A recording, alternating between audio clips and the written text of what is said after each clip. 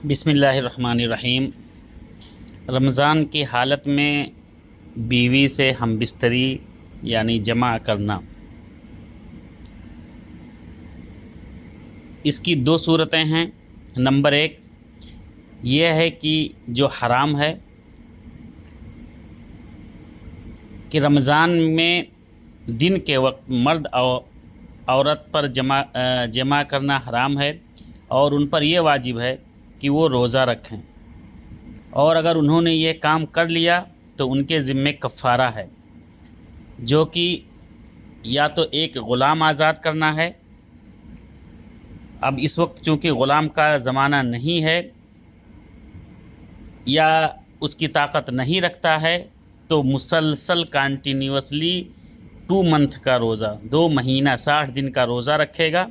اگر اس کی بھی طاقت نہیں ہے تو وہ 60 مسکینوں کو کھانا کھلائے گا، اگر دن کے حالت میں، روزے کے حالت میں دن میں اگر بیوی سے ہم بستری کرتا ہے تو۔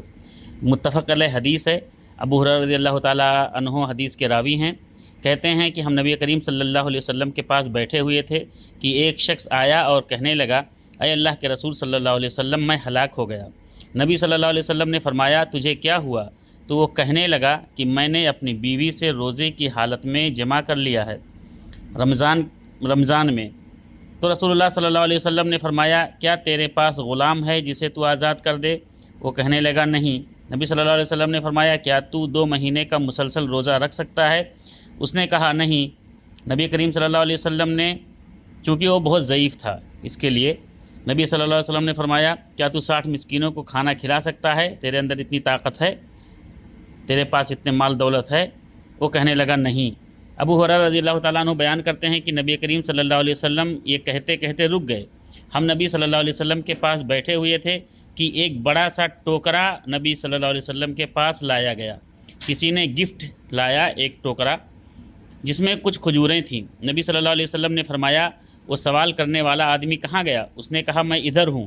آپ صلی اللہ علیہ وسلم نے فرمایا، لے جاؤ اور انہیں صدقہ کر دو۔ تو وہ شخص کہنے لگا، اے اللہ کے رسول صلی اللہ علیہ وسلم، اپنے سے بھی زیادہ فقیر پر اس سے صدقہ کروں؟ اللہ کی قسم، ان دونوں خالی جگہوں یعنی مدینہ کے دونوں اطراف میں میرے گھر والوں سے زیادہ فقیر کوئی نہیں ہے۔ نبی صلی اللہ علیہ وسلم مسکرائے اور یہاں تک کہ آپ کے داڑھ کے دانت نظر آنے لگے۔ پھر آپ صلی اللہ علیہ وسلم نے فرمایا، جاؤ اپنے گھر والوں کو کھلاؤ۔ صحیح بخاری حدیث نمبر 1834 اور صحیح مسلم حدیث نمبر 1835۔ یہ تو رہا مسئلہ دن کا۔ رات اللہ رب العالمین نے رات کے وقت ہم بستری کو، بیوی سے ملنے جلنے کو، جمع کرنے کو، کھانے پینے کو حلال قرار دیا ہے، جس کی اللہ رب العالمین نے قرآن مجید میں بھی جس کے بارے میں احکام نازل کیا کہ روزے کی راتوں میں تم اپنی بیویوں سے ملنا تمہارے لیے حلال کیا گیا ہے، وہ تمہارا لباس ہیں اور تم ان کا لباس ہو۔ تمہاری پوشیدہ خیانتوں کا اللہ تعالیٰ کو علم ہے۔ یعنی پہلے یہ جائز نہیں تھا رات کے وقت میں ہم بستری کرنا، تو یہ لوگ پیچھے پیچھے چپکے چپکے سے یہ لوگ کرتے تھے، لیکن اللہ رب العالمین نے فرمایا، تمہاری خیانتوں کا اللہ رب العالمین کو علم ہے، اس نے تمہاری توبہ قبول فرما کر تم سے درگزر فرما دیا۔ اب تمہیں ان سے مباشرت یعنی عورتوں سے ہم بستری اللہ تعالیٰ کی طرف سے لکھی ہوئی چیز کو تلاش کرنے کی اجازت ہے۔ تم کھاتے پیتے رہو یہاں تک کہ صبح کا سفید دھاگا سیاہ دھاگے سے ظاہر ہو جائے، پھر رات تک روزے کو پورا کرو۔ سورہ بقرہ آیت نمبر 187۔ تو یہ آیت اس جواز کے لیے نص ہے کہ رمضان میں رات کو فجر تک کھایا پیا اور جمع کیا جا سکتا ہے۔ ہاں، جمع کے بعد غسل کرنا اور پھر نماز فجر پڑھنا فرض اور واجب ہے۔